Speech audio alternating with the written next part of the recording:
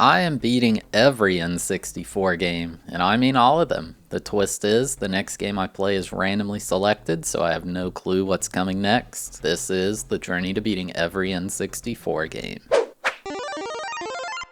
Game number 85, Turok Dinosaur Hunter. Released in 1997, this game was developed by Iguana Entertainment and published by Acclaim. This is a game series I remember quite well from my childhood, and I'm sure a lot of you do too.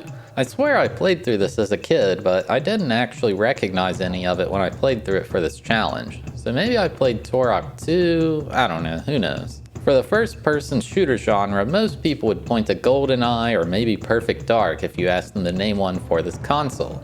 But back then, Turok was up there too. I didn't know until researching for this video, but apparently there's a remaster for this game out on PC and all modern consoles. So if you're interested in this game after watching this, maybe play that instead of the original. Anyway, let's get into it. Before jumping into the main game, I did the training. There was a really nice way to learn the controls and how the game feels. The control scheme's similar to Duke Nukem or South Park. You move with the C buttons and aim with the joystick. You can swim underwater quite well, although there is an air meter preventing you from staying under forever. A big component in this game is jumping. I almost feel like the game is half a shooter and half a platformer. There's plenty of tough platforming challenges throughout the game. And of course, since it's a first-person shooter, you can shoot. In training, you only have a bow, but there are plenty of guns you'll find throughout the game. After the training finishes, it immediately dumps you into the start of the game. Right away, I noticed these gold-coined shark tooth-looking things, and it keeps a counter of them in the corner. Like, is this Turok or Mario? Come on. Right after that, I realized something that made this game amazing for me. You can adjust the look sensitivity in the options, which, oh my god, this makes the game infinitely better. When I was in the training, the sensitivity was just awful, like Duke Nukem was, but being able to turn it down to a more manageable level just felt so good. So the game is called Turok Dinosaur Hunter, but most of the enemies you deal with are just other people. Although there are definitely dinosaurs to fight as well. Immediately after killing my first enemy, I found a level 2 key. It shows this weird animation of Turok holding up the key, and it kinda looks like he's drinking from it. These keys are required to reach subsequent levels and thus are required to beat the game. I think the lore of the game is that Turok has his homeland invaded by some other force and he's trying to protect it. Something along those lines. There's actually an entire comic book series that this game came from. Every so often during a level I passed through a gate and received a checkpoint. As you might expect, getting one causes you to respawn there if you die. The game does have limited lives, which is kind of unfortunate, but basically every game did that back then. About 10 minutes into the first level, I ran into the first platforming section of the game. There's some pretty intense jumps here, and falling will cause you to lose out on so much progress. After that, I ran into a big green ogre-looking thing. I think Shrek is a knockoff version of the ogre from Turok. Killing it caused the wall behind it to drop down. There's tons of occurrences just like this where killing certain enemies is required to progress. Along with checkpoints, you sometimes run into these shrines that act as a save point during a level. This is really nice because while a checkpoint lets you respawn with less lost progress, you still lose your lives. If you reach a save point, you can just reload the save if you make a mistake later on. This became useful very quickly because I had my first death immediately after. When you want to explore, you want to go the wrong way.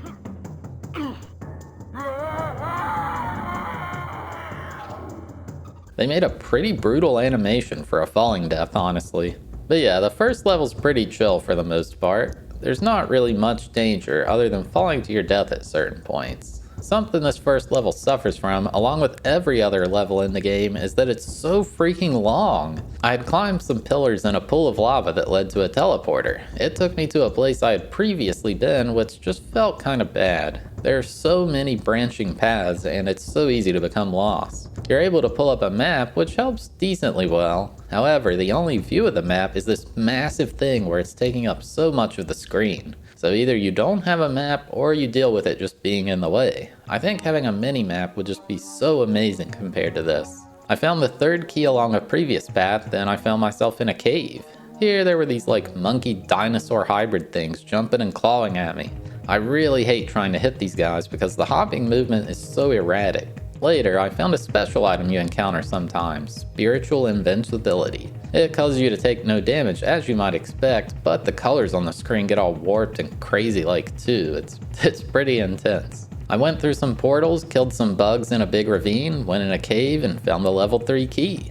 You need 3 keys to unlock that particular level in the campaign. So the 3 level 2 keys I obtained opened level 2. Sometimes going through a portal can take you somewhere completely unrelated to the level. Usually the music stops during this. Like here, I'm just in this temple with these giant pillars and oh look at that! The second level 3 key was here. The keys can be real hard to find, what with the portals and the disconnected areas. Not only that, the only hint to keys is how many are in each level. There's no direction to head, no markings on the map, nothing like that. The first level isn't too bad with it, but oh man, it gets so much worse. So along with the portals that take you somewhere else in the level, you can randomly run into these blue portals floating in the air. It looks like a rift in the universe or something like that.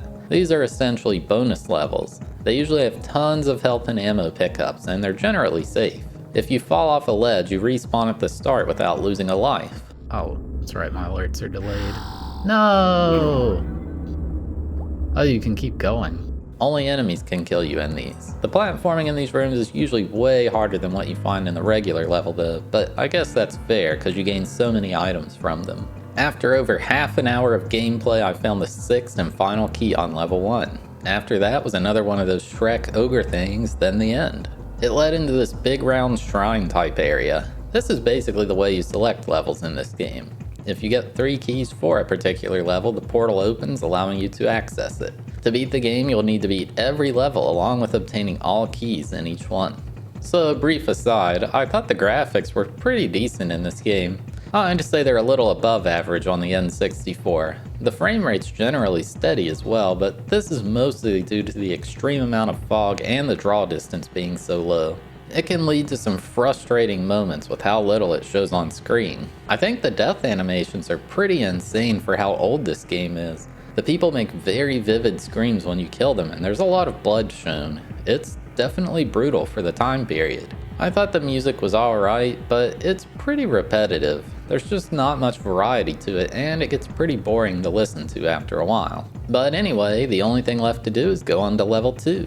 The aesthetics in level 2 are basically the same as the first, just a different map layout.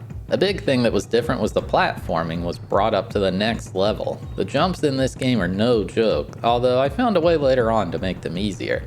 In this level, I found the first instance of purple tooth coin things. These give you 10 each instead of 1. If you reach 100, you gain an extra life. But yeah, there's not really anything noteworthy in the start of this level compared to level 1. After swimming through a cave, I came out on the other side and found the first level 4 key. I had a few weapons by this point too. You spawn with a knife, and of course I had the basic pistol, but I had the shotgun as well. Sometimes I'd find explosive shells for it which just deal insane damage. And then I had a burst fire machine gun. There's a bunch of crazier weapons I'll get later on. About midway through this level, I started to realize things weren't always going to be so straightforward in this game.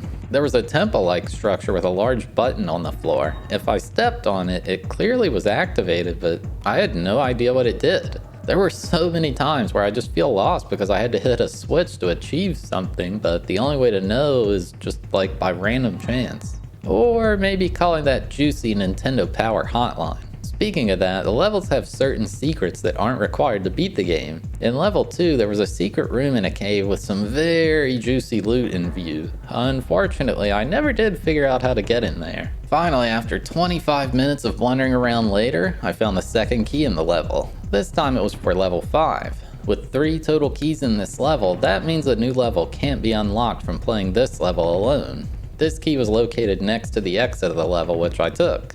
Unfortunately, you can't really warp around a level or anything like that. The only way to get the key I missed was just play level 2 all over again. There is one saving grace though, and that's nearly all the enemies I'd already killed in the level wouldn't be there the next time around. Along with that though, all the item pickups would be gone as well, so it's balanced out. I used this to my advantage when key hunting though, because if I found a lot of items or enemies on a second play, I knew it was somewhere I hadn't been yet. It was a good thing I had to replay this one because this time around I ran into a portal to the bonus area of this level. It had these swinging blade things like something out of an Indiana Jones temple. They were guarding a full health pickup, which actually overhealed me by 20 points. It felt like I just could not find the location of the third key. Eventually, I got desperate and looked over the edge of cliffs. I couldn't believe there was a spot where I had to just completely leap of faith off the ledge over and over again. I had no idea the level was as tall as it was. I guess Turok's got some real thick shoes to make these landings too. Unfortunately, this didn't lead to the key, but it did lead to something called a chronoscepter piece. There's one of these in each level, and if you obtain all of them, you construct Turok's ultimate weapon. I didn't find them all, but I did get to use the weapon. Stay tuned to the end for that. Running around and around for ages, still never found that key. I got bored and decided to let Turok drown. Pretty brutal death animation there. Eventually, I found this single wooden platform extending from a random cliff. From there, I looked up to see the third key in a cave that was clearly unreachable. It's so frustrating because now I knew the area it was in, but I had no idea how to physically reach it. Turns out there was a spot nearby where you could jump down to a ledge that was basically invisible due to draw distance. Through that cave was the final key of level 2. Good riddance. The only other level open at this point was 3, the ancient city, so I went there next. I was a bit annoyed. This one looked just like the other 2 levels with a generic looking jungle, but it quickly changed when I reached this massive stone building I climbed up. There were stronger variants of enemies up there that took more shots to kill, and they had different things to attack with, like a big staff or a blowpipe. And then there's these commando type guys with body armor that take even more hits to kill. But yeah, the gist of this level is you're climbing this massive building. It just keeps seemingly going up forever. How the heck did they build this thing? After a while, I ran into the bonus area. It had me doing these jumps in a spiral that got progressively tighter. The bonus areas are always a nice break in the action. I think the platforming physics in this are pretty solid. I got another new weapon in this level, the automatic shotgun. It's exactly what you'd expect. I just kept climbing higher and higher and higher. I died a few times in this level as well. Whenever you respawn from a death, Turok lets out this like war cry type thing. I am Turok. Heck yeah, brother. After well over 20 minutes, I'd reached a fairly open area high up in the city. On a ledge, I had to fight 2 of those ogre things at once. It was pretty scary, but they were guarding the first key of this level, to level 4. Here I learned there were 3 total keys in level 3. Finally, after endless stair climbing, I'd reached what felt like the top. There was a bunch of grass, so now it looked just like the last 2 levels. It didn't last long at all though, as it led to another big structure. Here, I pressed a couple of buttons on the ground, and this caused the nearby floor to move inward to reveal an entrance to the inside. Man, this level is so big. It didn't last long either, as I came outside to the exterior of the building to fight a ton of enemies, and I found the second key of the level too. When I finally reached the legitimate top of the city, there was a large temple. I went inside and fought some bugs, then there was a portal that brought me back to the start of the level. However, a wall lowered to reveal a completely new area. I pressed some buttons and found my way to a cave, and this led to some rather scary feeling platforming, and finally the end area of the level. This part of the game was terrifying. There were these tall and thin pillars I had to jump across, and there was not a lot of room to move here. Sure, I could take a straightforward path to the end, but there was so much loot along the optional paths, and I wasn't going to just pass all that up. One mistake though, and I was incredibly dead. After some backtracking to look for the final key, I got fed up and went to the portal anyway. I thought this would take me back to the hub area, but it definitely wasn't there. It actually took me to this giant round open room with a hole in the center. I went toward the hole and it played a cutscene showing some guy running towards a jeep. It turns out this is the first boss of the game. I was being attacked by a jeep that I'm not sure if that guy was driving it or if it was like a sentient jeep. Either way, it had to die. It was kind of a weird fight. The shotgun didn't deal any damage to it, but the machine gun did. I found I could reliably shoot it without being hit by just kind of running in a circular pattern chasing the back of it. I brought its health down to basically nothing left, but then that guy from the cutscene appeared. So I tried killing him, but it wasn't really achieving anything. So then I shot the jeep and blew it up. To my surprise, it just showed the jeep spawning once again. I honestly have no clue if this is how the fight's supposed to go or if this is a bug. So I brought its health down once again, and this time it blew up for good. I died immediately though, because now I was fighting that guy from the cutscene. I hated fighting him. He runs insanely fast, so it's hard to aim at him, and of course, he has perfect aim. Another issue I was facing was lack of ammo for the fight. I'd used most of it killing the Jeep, but I didn't have enough to fight this guy. Using up all my extra lives and essentially all of my ammo, I barely scraped by this fight. When it ends, the final key of the level is revealed in the middle, opening up level 4. Thankfully, I made a good decision and decided to reload the save to fight the boss again. The main issue I had was I was trying to shoot the Jeep with a shotgun despite it doing no damage. This time around I had a lot of ammo and some extra lives left over. With that done, it's on to level 4, the ruins. You'll never guess what this level looks like. Yeah, it's another grassy jungle thing with rocky cliffs. Right at the start, there's a drop where you can jump down to a massive fall into a body of water. I jumped down and swam through a cave to find myself doing some intense platforming. Is this supposed to be a bridge for people to use? It's insanely dangerous. Like, man, who's gonna want to cross this thing? Anyway, Turok died on it. There was some new kind of dinosaur enemy in this stage. It was so tanky, and it's generally not aggressive towards you. I started to just ignore these guys for the most part because they just ate up my ammo. So remember how I said previously there was a better way to jump? Well, it turns out if you're moving diagonally, you have much higher speed than if you're moving straight. This is due to your speed going sideways and forwards being added together. This made hard jumps become incredibly easy. Once I was past the work hazard bridge, I found a ladder with some shiny golden things spinning. Turned out to be a key to level 8, the final level of the game. Pretty cool that you get to obtain one of them so early on. I made my way to this castle type area where there were a bunch of different enemies sitting frozen in place like they were statues. Pressing a button on the floor caused them to attack me for no reason. Like, what the heck, man? One of them was a new enemy, some dinosaur wearing futuristic robot armor or something like that, and it was shooting lasers at me. I think the dinosaurs are getting smarter. Further into the ruins was some shaman type guy shooting fire at me. These dudes are so annoying because the fire effects cause a lot of lag. Past those guys was a pedestal in the center with the second key of the level, the first one to level 6. Oh man, all the pieces are starting to come together now. The portal to the end of the level was up high past these super tight jumps over lava. Turok's apparently resistant to lava somehow, not sure he would live through that in real life. Later on, there was one of those fire shaman guys standing on top of a series of pillars with torches on them. As I was climbing up, I was thinking, hey, why am I not taking damage from these torches? But then again, Turok survived walking through lava, so this is probably nothing to him. Definitely the worst part of this level though was this area with 8 different portals. Like they all look identical, so you've just gotta guess where to go. Like some of them were just trolls. They drop you directly into a pool of lava. I've seen better level design in Mario Maker by children. Despite having 2 of 3 keys already, I hadn't reached the main area of this level, the inside of the ruins itself. There's tons of branching paths and traps to kill you. There was this very frustrating puzzle with 4 switches in the 4 corners of a room. Each switch raised a specific pillar for a certain amount of time. The goal was to press the buttons in the right order such that you'd have a path to the top. It was hard to figure out, and not to mention there were respawning enemies nearby, making it even more tedious to figure it out. Past that, there was some pillar of water just keeping its form somehow, like suspended in the air. It felt pretty cool to swim up the thing. It's like you're defying nature. Swimming through that led to the hardest challenge yet. It's a huge open room with many pillars of various heights. You have to find a path across the room to reach the other side, but only certain jumps are possible due to the different heights. If you mess up, you don't die, but you have to do that button puzzle and swim up the water pillar all over again. I think I spent like 25 minutes trying to get past this part.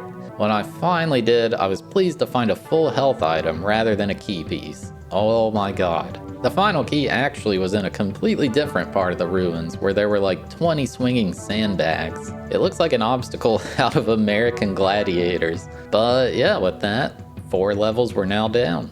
Level 5 is the Catacombs. As the name suggests, it's in a grassy jungle with rocky walls. Nah, just kidding. That's only the very first area of the level. Most of it takes place underground. This place is just so tough to navigate. There are so many buttons and secret doors. Not to mention this big pool of what I believe is poison water. Most of the fighting takes place in tight corridors, and this makes it hard to avoid taking damage. It's important to not miss shots. Oh yeah, and I had a new gun by this point, the pulse rifle.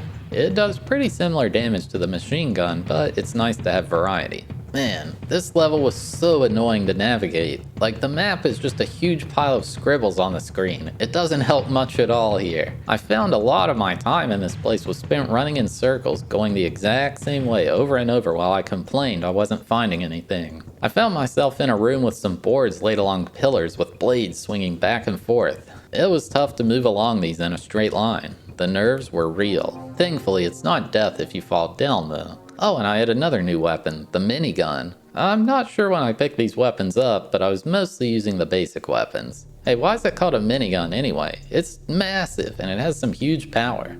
Past the planks and blades was an open room with a super powerful shaman. Kind of acts like a mini-boss in a way. This one can shoot both fire and lightning, but man, it takes so many bullets to kill it. In the room with him was another key to level 8. Getting so close now. I do think it's cool how you start getting the keys to the final level long before you can reach it. It kind of makes you want to keep going. There was a hallway with some saw blades flinging along the walls. I don't know, whatever you want to call that movement. These catacombs are messed up, man. On the other side of the catacombs, there was what I'll call the hub room. There's just so many doors, buttons, and pathways. I found myself wandering through here for so long. Essentially, I spent half an hour wandering aimlessly through doors and various hallways, and I found a portal that led outside. There was a temple-like structure here, and I found the next key in there. After grabbing that key, I pressed the button that drained the water in the temple. I walked through a passage that opened up in the area and swam down to the bottom. There I found a portal that led to a room with another golden key.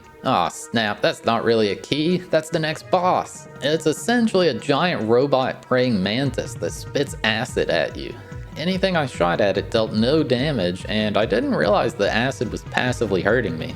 I brought its health down a bit with the explosive shotgun rounds. This caused it to turn green and charge at a wall. I was pretty surprised to see that it actually destroyed the wall it rammed. I think it's so cool when a boss changes the environment during a fight. But man, this boss moves so fast and chaotically, it's hard to predict what it's going to do. I had to bring out my final new weapon, the grenade launcher. This actually did some solid damage to the boss, as most of my weapons were barely scratching it. It took me dying like 4 times or so, but I did take it down. Man, the bosses in this game are insane. After killing it, I got the real golden key, now only missing one final key to open level 8. But until that key piece is found, it's on to level 6, the Treetop Village. The first memorable thing here was a hole that had a mysterious cyan glowing thing in it. Kinda looked like a portal, so I figured why not jump in? And yeah, it was a portal. But the level's called the Treetop Village, so it should be about trees and not holes and portals, right? I found this massive tree in the middle of a pool of water. Surprisingly, swimming to the tree revealed the inside to not only be hollow, but also an elevator taking you to the top. The tree top. Get it? Up here is the main area of the level. There's just this insanely huge wooden walkway built among all these gigantic trees. This is like a kid's dream for their treehouse. Also, for some reason when you're up here, a huge thunderstorm starts, so the screen flashes from lightning strikes from time to time. It's really annoying. There's a bunch of huts lined up here as well, usually a bunch of bad guys inside. However, in one of these huts, I found the first key to level 7. Later, there was a large circular pillar off to the side. I figured, hey, why not investigate this? It was kind of weird because the pillar you're standing on rises up. Maybe it's pressure activated or something. But yeah, I fell off and that kinda sucked. When I did get past them, there was another big hole, even bigger than the last one. This one had ledges along the side to land on the way down though. To no one's surprise, this led to an even bigger section of the treetops. Man, the sheer logistics of constructing such a thing are crazy. Oh, and there was this creepy but also impressively long wooden rope bridge in a cave. I'm telling you, engineering just isn't as good these days. Running through this cave led to another treetop area and the second key of the level. I spent what felt like an hour running around the various paths in the village, only finding dead ends. Eventually though, I ran into a gap where there was a key on the other side. However, the gap was obviously too big to jump across, and I had no idea how to get over there. I made my way back to that cave with the creepy bridge. There was a green ledge on the map, but it didn't look like there was anything to stand on. So I just jumped anyway, and you can just stand on the wall? It's strange, but this is a case where the map is nearly required to know where to go. This led to a new path which eventually had the third and final key of the level. With level 7 unlocked, I was expecting the typical jungle setting like literally every other level started with, you know? However, this one started in a massive cavern. There were tons of pillars to jump on and bugs jumping at me. There were these new enemies that were like green alien things shooting orange energy beams. Something strange is going on in Turok's homeland, that's for sure. I exited the cave and found myself in some kind of wasteland. There was a dinosaur near a cave that had a big laser gun mounted on its neck.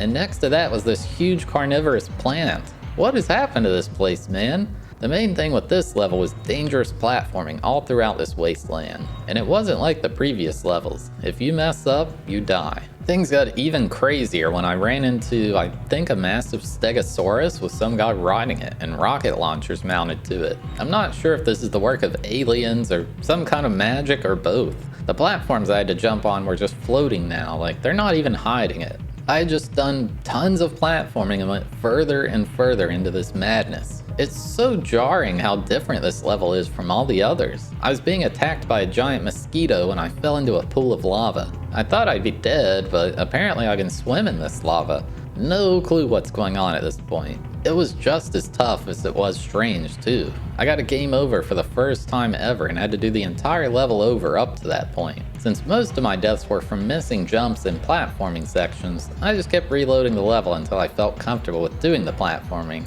Despite being good at the jumps, that didn't mean the enemies weren't a huge threat. I ran into this area where there were 3 ogres spawned at once, and one of them was like a super ogre. You can really see the game start to lag when these huge enemies are on screen. Towards the end of the level is this gigantic lava area with rising pillars. There are so many jumps here, along with obnoxious mosquitoes attacking you. If you miss a single jump, you fall in the lava and have to go to the very start. I really hated this part. Once I did make it to the top, I reached the final level 8 key. Good riddance. Well, that's what I thought. It told me there was still one remaining in the level. What the heck, man? Past that key was a portal that took me to a futuristic looking fortress thing. It even had a mechanical elevator. There were a ton of dinosaurs with lasers on top. Honestly, I would have never expected the game to turn like this just based on the cover art and the first level. Now there's literal robots trying to kill me inside this place. The devs just weren't holding anything back at this point. Oh yeah, forgot I now had a rocket launcher that shoots 4 missiles at once too. Just to add on to it all. It was in this fortress that I found the actual final key of the game, and level 8 was now unlocked. I went through a portal taking me to the exterior of the fortress, and my goodness, there's freaking turrets. I can't believe how wild this game gets seemingly out of nowhere. And then there's these like floating platforms that just fall out of the sky to create a makeshift bridge for you. But now with that level done, it was time for the final one, appropriately called the final confrontation. This level mostly takes place in a fortress similar to the previous one. There are a lot of narrow pathways this time around, as well as more humanoid looking robots that thankfully don't have much health. A great thing about this level is there's no keys to hunt or anything like that. The goal is just get to the end. Doesn't mean it's any less confusing to reach though. But yeah, for the most part there's no new enemies or weapons or anything introduced. It's just running through and kicking bad guys' butts. I made my way to the lower level of the fortress and there was this glowing red tunnel or something like that. It was really stressful at this point because I had myself in a position where I saved with no extra lives remaining and only 22 health. It was on a separate file just in case I needed to go back, but I thought I could make it in this state. After the red tunnel, I made it to a sewer or something like that. There were some freaky tentacle sea monster things in the water, kinda like that one level in Shadows of the Empire. And yeah, I died for the first time on this save. You may think, hey, why don't you just go to old levels and farm lives? Well, there's a problem with that. If you recall, I said the enemies don't respawn when you go back to a previous level. But along with this, the items don't either. So you've essentially got a finite amount of lives and ammo to beat the game with. There's probably tons of secret areas I missed, but for the most part, I was stuck in this state. Towards the end of the level, there were these frustrating fans in the floor that raised you up so slowly. The physics just didn't work well with them. And after that, there were laser beams on the wall that fired Turok to death. Oh my god, it never ends. After dodging tons of lasers and blowing up tons of robots, I was at the end. I want to stress just how long and ridiculous this level is. Sure, I'm glossing over it quickly in this video, but oh man, it is so insanely long. All of them are, honestly. I teleported into a massive room and there was a T-Rex with a big mind control helmet thing on it. It can shoot lasers, breathe fire, and of course bite you. I decided to bring out my final unused weapon, the fusion cannon. This just shoots a crazy red laser blast thing at whatever you're aiming at. It didn't even take half the boss's health though with 2 shots. Despite my best efforts, the T-Rex was too much and I got wrecked on my first attempt. The next time around, I made it to the boss with an extra life still remaining. I found a pretty solid strat of just running in circles around it while shooting. This led to me shooting it while taking 0 damage essentially. With this, I beat it pretty easily. I expected a cutscene and the end credits and a big celebration, but the game didn't end. It teleported me to a long hallway with all of the best weapons in the game and some body armor. Oh my god, there's only one reason they'd be giving me all this stuff. There must be another boss. Next, there was a room with soldiers hanging by their legs from the ceiling and a bunch of skulls on the ground. Through a portal was the true final boss of the game. Who are you?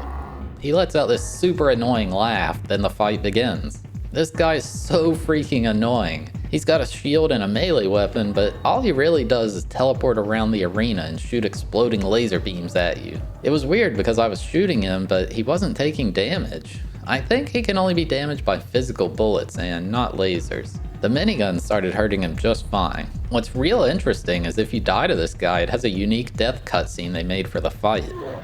God, I hate how that blows you up.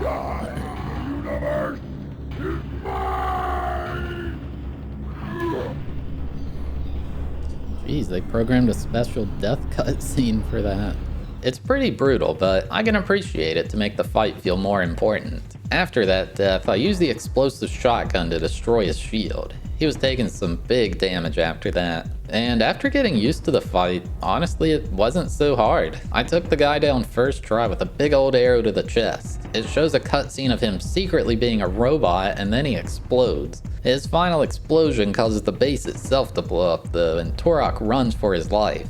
He narrowly escapes at the last second in the water, and then it says game over. Wait, what the heck? Why would it say that rather than like the end or you win or something like that? Oh well, that's the final boss, so that's the end of the game. So when I was talking about this game with people during the playthrough, most of them said they beat it as a kid using cheat codes. It turns out there's a lot of cool cheat codes you can play around with. I never used them to help me beat a game, but I've started experimenting with them after I finished a game in this challenge. There's cheats to give you things you'd expect, you know, like invincibility or unlimited ammo, but there's some fun ones too. One cheat gives you all weapons, including the Chronoceptor. This thing is essentially a nuke that just kills everything in one hit. It's awesome. You might notice the colors are all funky looking too. That's another cheat. And then of course, there's the classic cheat code from this era of gaming, Big Head mode. Man, it feels like every game had a big head cheat back then. Plus, there's one that makes all the enemies dance instead of try to fight you, which that's just awesome. But yeah, anyway, game complete. So there you have it, my journey to beating Turok Dinosaur Hunter.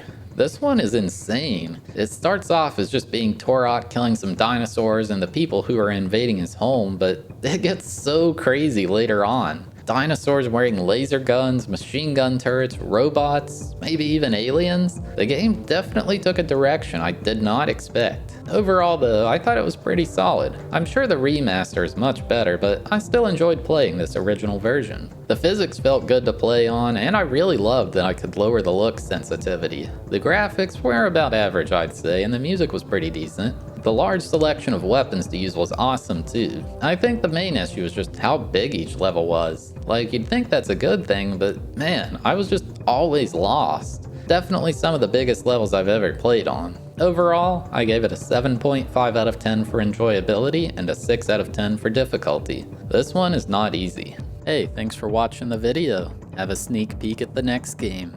Anything could be chosen, unless we already beat it, then it can't be. Let's see. 3, 2, 1, go. 40. Which one's that? Oh, we almost got Castle. We're playing Carmageddon 64. I don't think I've ever seen this game. But yeah, if you made it all the way to the end, thank you so much for watching. I really appreciate it. If you enjoyed the video, consider giving it a like. It helps the channel a lot. And if you like this series, make sure to subscribe so you don't miss out on the next one.